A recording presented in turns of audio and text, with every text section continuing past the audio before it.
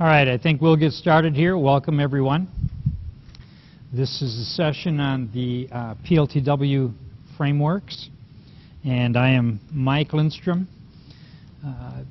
I have played a role with SciMath Minnesota as the project director for the development of the STEM Teacher Center, the math and science frameworks. And after working in that project, we worked with PLTW to do the same sort of development, and that's what this session is going to be about. So for me to get a feel for the audience, how many here are PLTW teachers? Anybody? All right. Project Lead the Way. Project Lead the Way is a series of pre-engineering courses, and there are a number of courses. They actually start in the middle level, and there's a series of what they call gateway to engineering courses there, and then at the high school there are a series of courses as well. And in the engineering realm, in pre-engineering, these are typically going to be laboratory taught classes. So in some cases you're in a computer lab, and it's a CAD approach. In some cases you've got equipment and you're working with students on designing engineering experiences for them. So it's a perfect environment for STEM. So that's what we would like to focus on here. So the PLTW courses were the target of using that as an ideal location to integrate the concepts of math, science, engineering, and technology. And if you look at the Department of Ed's definition of STEM, that is the way that MDE here in Minnesota approaches it. It's an integrated STEM approach. So the ideal environment then for that to take place would have to be an environment that lets students apply their math and their science and the technology and engineering and put all of those together. There just aren't a lot of environments in a school where that's easily done. So this is my own personal view of STEM, and we'll lead that back into the PLTW courses here. But there are actually, if you haven't counted them, there are 4 letters in the STEM acronym. Okay, just making sure. My personal opinion, and not everybody agrees with this, is that if you're a school that doesn't have engineering, or your school system doesn't have technology courses, then you might be M&S, but you're not STEM, because there are 4 letters in the acronym STEM. But that is really not the ultimate goal in my estimation. I'm going to call this STEM 1.0. When you have content areas representing all 4 letters in that acronym, then you have STEM 1.0. But that's not our goal. Our goal should be STEM 2.0, because that's the way the real world is. You know, it's only in schools that we separate math from science, from engineering, and from tech. You'd think an engineer gets to say, only doing math today. Whatever else comes, you know, through that door, we're not doing it. We're just doing math. That's not the way the real world works. And yet in school, we try and separate these things out. And unfortunately, we've got way too many kids that can't put them back together again. They can't integrate these things. They can't apply what they've learned in the isolated areas and put them together in a holistic way. And so, since the real world is really a STEM 2.0 world, that's the kind of experiences we want kids to have. Now, I can certainly see where you might want to, at the foundational level, introduce kids to different discrete concepts and build some foundation before you pull them together. But at some point, you need to start pulling them together so kids can get the experience of putting all of these concepts into one experience and applying it towards one problem. And so that's what we were looking at, that STEM 2.0 location. doesn't happen easily in many places in the school system. But the PLTW courses are a perfect place for it to happen. So students need the real-world approach, again, my opinion. And elective courses, for whatever reason, tend to be the places that can happen more frequently. And one of the things that Darwin is often misquoted on is people attribute to him the saying that it's the strongest of the species that survive. And that's not what he really said. He said it's those that are most adaptable to change. And so this is something that we've, for a couple of centuries here in the United States, kept these things separate. We've got to change that. We've got to move to bringing these things together for kids to have those experiences. So Tech Ed and PLTW, the Project Lead the Way courses, are often taught by Tech Ed teachers. In the school systems I've been in, that's been the case. There are oftentimes math and science teachers also licensed to teach PLTW and teaching those courses. But across the nation, there are more Tech Ed teachers probably than the other areas. There we go. So when we went into this project, we modeled the PLTW frameworks after the frameworks for math and science. And so just to stop for a second and say, well what does that look like? When Minnesota first developed our very first set of state standards in 1996, the Profile of Learning, our first set of standards, we knew that this was going to be a difficult sell. Taking this out for the first time to teachers, in some cases who hadn't been given training in some of the areas that the standards now focused on. And we needed somehow to build up the teacher's background in these areas so they could deliver them successfully. Now, in order to do that, SciMath Min had developed frameworks for that first set of standards. They were like 3-inch thick binders, weighed about 30 pounds. And teachers had to come to a session, and then they were given one of these binders. And the problem was they were all hard copy, as you can imagine in those days, and they're not easily updated. So what we wanted to do was to have this same tool for teachers, and by the way, we had changed our standards twice since that original set of frameworks, and so they were out of date besides. So SciMath Min took on the task of developing new frameworks. So frameworks are simply documents, now electronic, with links and other resources that enable teachers to better deliver the standards in their classroom. That's what a framework is, in our view. So when we developed those with SciMath Min, we had a grant from the Department of Ed for $742,000. We had 50 writers. We had a couple hundred folks involved in the process. And over a period of about 8 or 9 months, because we were limited by the grant funding, we had to get this done in a limited time. So we put together what's equivalent to about 5,000 pages of text that is now on a website called the STEM Teacher Center. And we did all that project for a total of $742,000. It's been very well received. We wanted to replicate that for PLTW courses specifically, but we didn't have $742,000. We got a grant from the Kern Family Foundation, which was fantastic to get their support, for $57,000.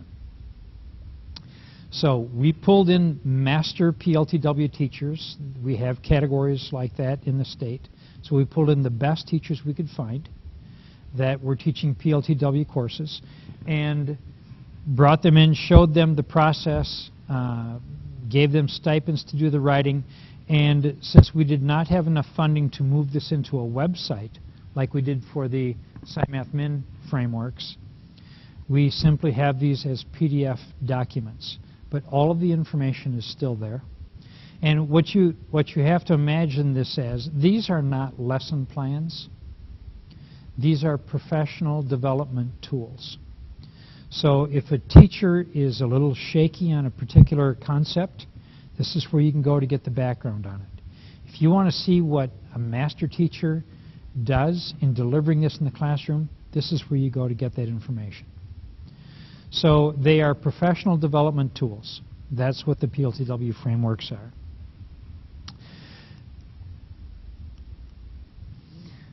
So we've got this stage complete, the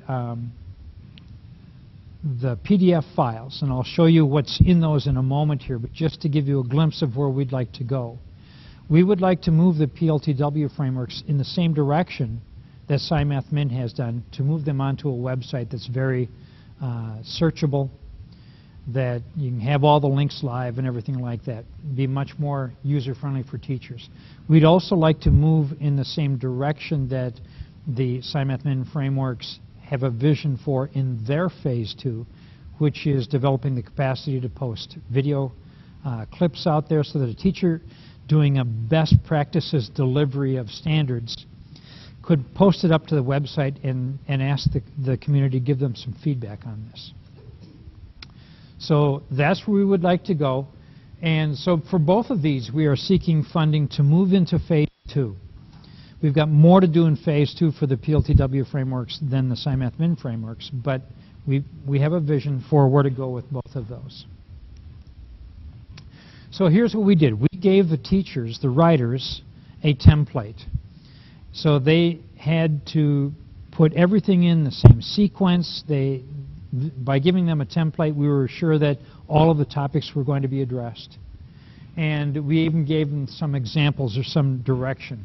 So with this template, they got to work, and what they developed for frameworks has 7 elements in them.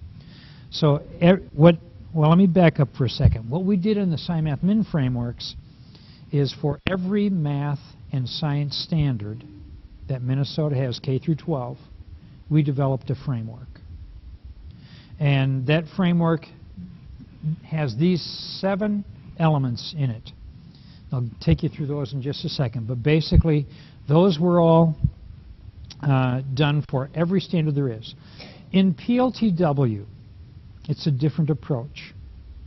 You really can't think of, for example, would I want to deliver an algebra course in the PLTW course and give dual credit?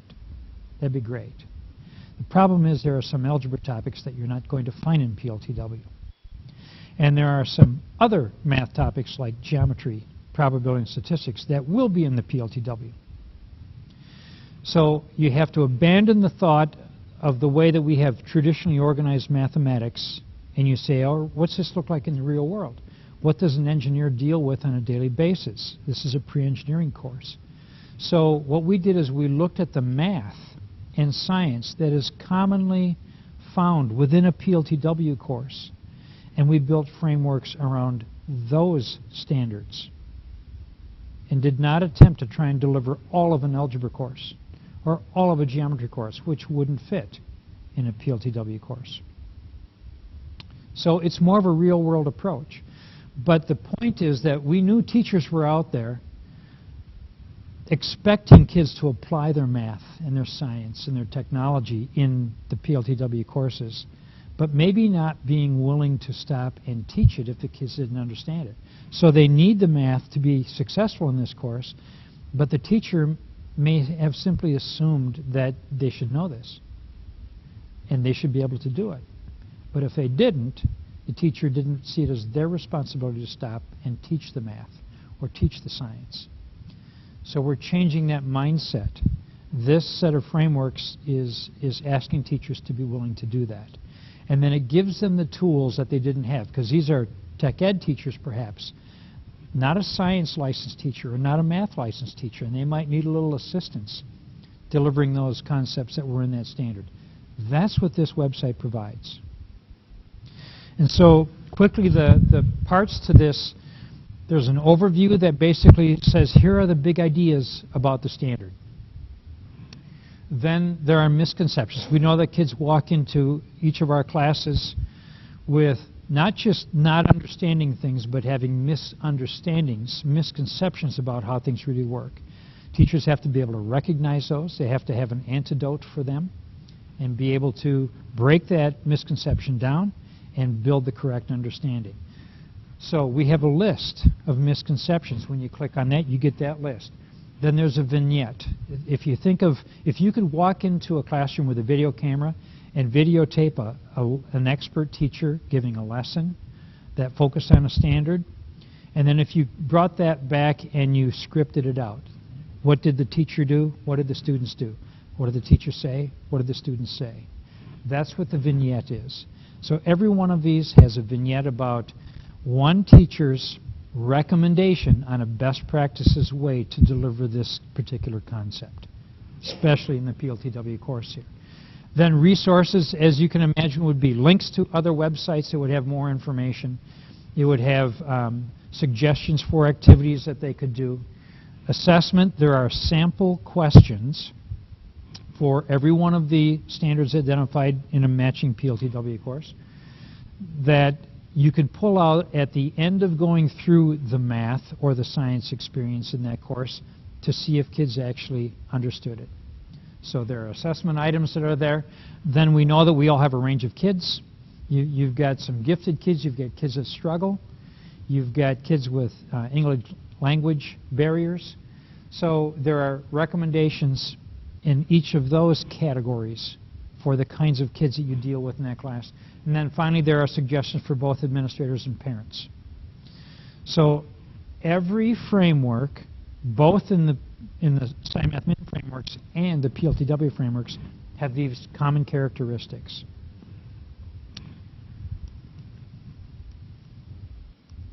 So that is the address for the SciMath Min website if you've not been there. This is a screenshot from the SciMath Min website, the very first page. This is where we would like to move the PLTW frameworks to next, to replicate a website like this and move all of our content there. But for now, we have them on the Minnesota PLTW website as a list of PDF files. So teachers can go to their course. So if it's Principles of Engineering, POE, they can go to that course. They can see the math or science standards that have been picked that align well with that course. And then they can click and download the PDF file that has all of that information you saw just a moment ago in the tabs there. So in this process, we had a total of 17 writers. They were paired by course. So for the Principles of Engineering, the POE courses, we picked 2 teachers that became the authors for those documents. We had 2 training days with them. Then we had them sit down, and they were experienced in the content. They had to then sit down and reflect on the math and science that was a best fit to that course. And they picked those standards and then wrote the frameworks to match those standards that were a best fit. So we had them write a first draft, and we sent these out to post-secondary folks as reviewers to get a second set of eyes on what was being written, brought that back. There were revisions that were typically done, and then they were sent on to an editor. Once the editor was finished, then they were sent on to a final person that put them in the PDF document and passed that along to our PLTW website. And another set of revision. And we added the logos on for PLTW. And by the way, MTEEA, the Minnesota Technology and Engineering Educators Association, partnered with PLTW, with St. Cloud State and Mankato State in organizing and facilitating the whole process here. And we did this all, by the way, in Google Docs, which is a great way to do collaborative work. If your district isn't using Google Docs or now Google Drive, you need to move in that direction. So, does this work? Well, if we look at the SciMath Min frameworks, we have approximately 60 to 65,000 page views per month. It's an award-winning website. We know it gets used. Now, of course, there are somewhere around 30,000 math teachers, I think, in the state of Minnesota. So there aren't that many PLTW teachers. We're not going to get that many hits on a PLTW website. But this is the kind of information that teachers really do need, and they do use it. So they launched in May of last year. They've been up there for just a year now. The next thing we have to do is, of course, get the word out on this to PLTW teachers. We've been doing that at the PLTW State Conference. Provide training on how teachers can use these. We're looking for funding for Phase 2. We're going to update them as Minnesota standards change. If we go to the Common Core, then we've got more work to do in the PLTW frameworks to match them. Questions? Yes?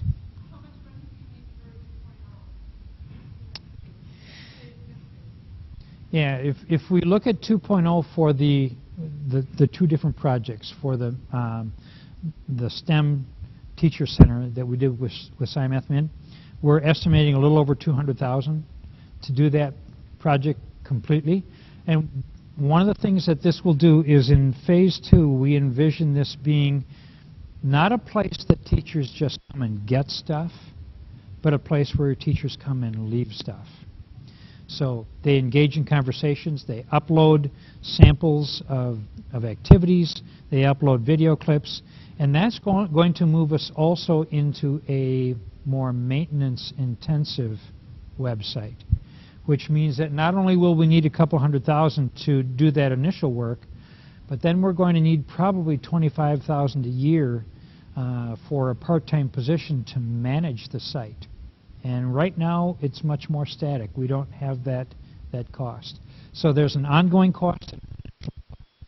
Now, if we scale that back for PLTW, we're probably looking at, maybe a fourth of that to get all of that done.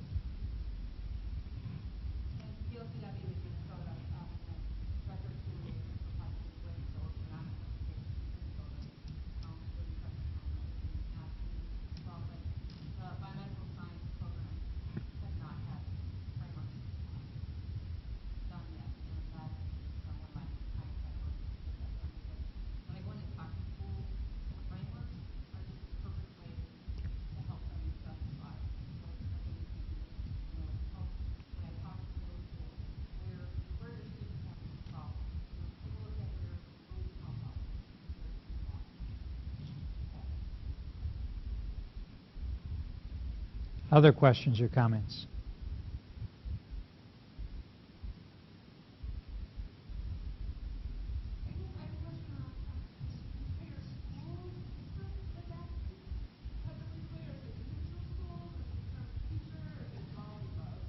All right.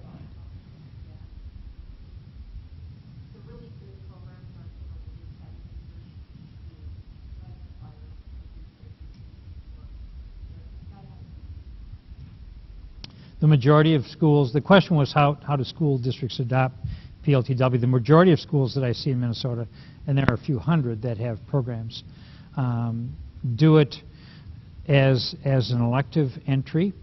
But we've got systems in the state that actually have it as a requirement for students. It's, again, a great environment for integrating these other concepts. And I'll put a plug in for the session that follows this one. I'm going to talk about geometry and construction, an integrated approach that we did in Minneapolis. And it was very successful. I will tell you that when kids get in an application where they can really see why their math is important, and they're not asking, when am I ever going to need to use this? It just changes the way that they view that mathematics, and it changes the depth of their understanding. It really works.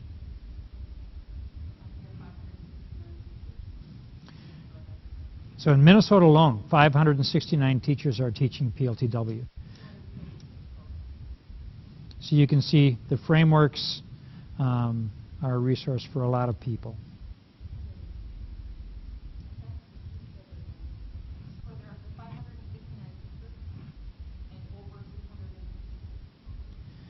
Over 256 programs and 569 teachers in Minnesota in PLTW.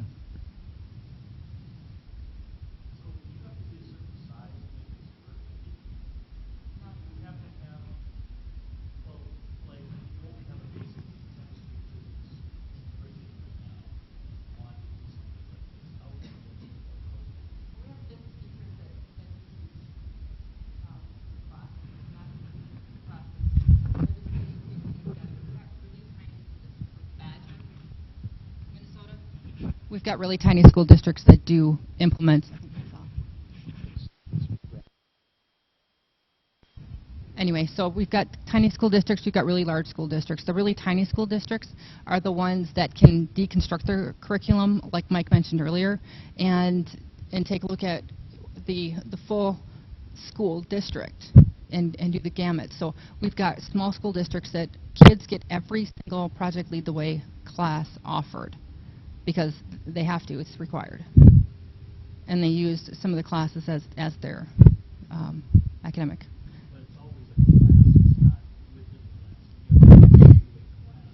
In the high school, it is a Project Lead the Way class. It is a full year class. There is an assessment at the end. There is college credit that can be attached to it.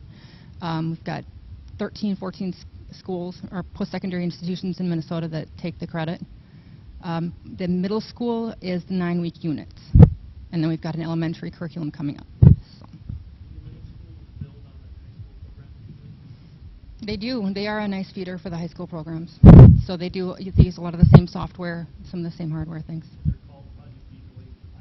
Project Lead the Way Gateway to Technology units in middle school. In high school, I've got pro.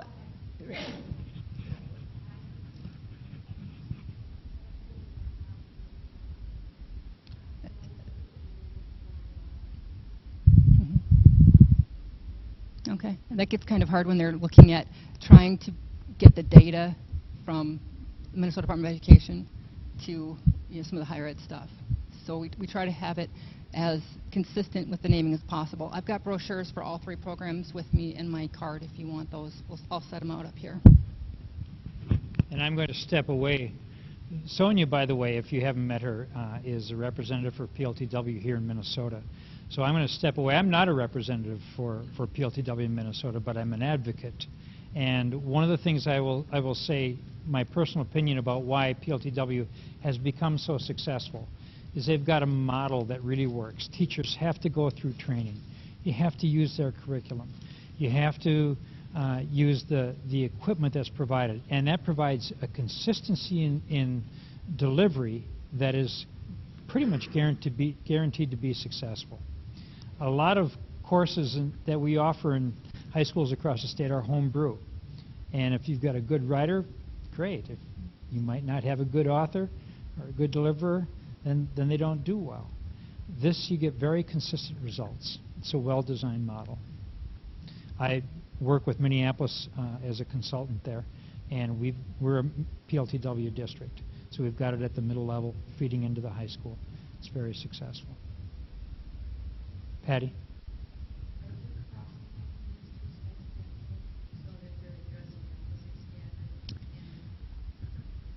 All right. Patty's asked the magic question. Are we connecting the SciMath-Min frameworks to the PLTW frameworks?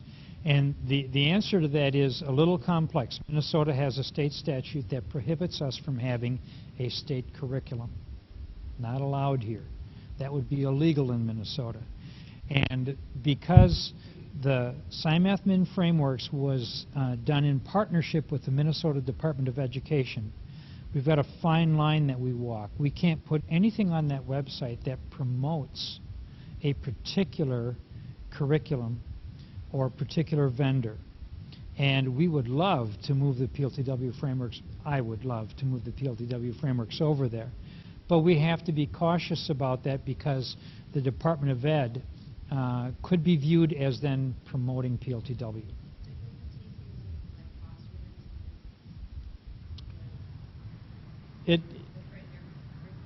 Yeah, the question is, does the STEM TC also already link to other vendors? It might be a little easier if there were multiple vendors that you could say, all right, PLTW is an option for you, and something else is an option, and something else is. But right now, there's usually one big player in the market, and that makes it a little bit awkward for the department. And so at this point, we're not able to merge them together.